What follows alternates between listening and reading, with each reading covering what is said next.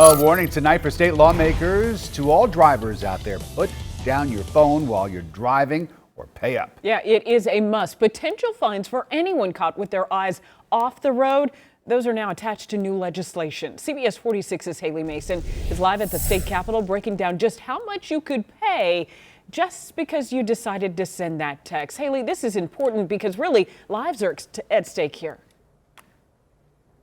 They certainly are, Tracy. There are actually two different distracted driving bills that are moving through the legislature that could affect how you drive and use your cell phone while you're on the road. One of them could bring back this windshield mount that we used to use. Another bill could increase the money you pay and the driving points you get if you are caught breaking the law. All of this is in an effort to prevent tragedies and deaths that have hit far too close to home for many Georgia families. I'll never get over it. I never stop thinking about it. Mary Carroll and John Harsh were married for nearly 18 years until a distracted driver took his life while he was cycling in the middle of the day. The driver of the vehicle never saw John and never hit the brakes. Mary Carroll took her pain and helped to pass Georgia's first distracted driving laws in 2018.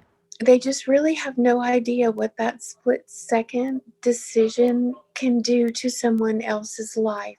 Currently, first-time distracted drivers can go to court with proof that they've bought a device to make their cell phone hands-free and they'll be forgiven. I absolutely supported that But bill. Representative John Carson, who sponsored the initial law, says it's time for that first-time offender waiver to go. It's essentially a slap on the wrist to go into a court and then fill out an affidavit and say, this is my first time, I'll never do it again, and what have you. This is the only misdemeanor that we have in Georgia Code where we allow this. It's time for this waiver to go. Instead of a warning the first time, that initial offense would be a $50 fine. It will increase by $50 for each following offense. Know when the clerk will unlock the machines.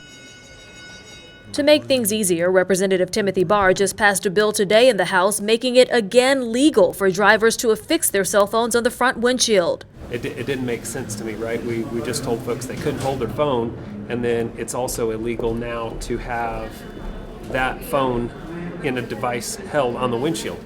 Well, I was on my Robin way. Purdy, whose car was totaled after being hit by a distracted driver, tells me she too wants to see change. I may wear hearing aids for the rest of my life. It's time to take more serious action.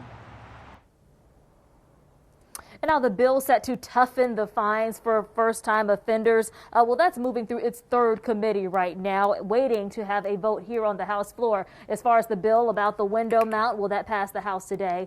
It is now heading to the Senate. Reporting live inside the state capitol, Haley Mason, CBS 46 News.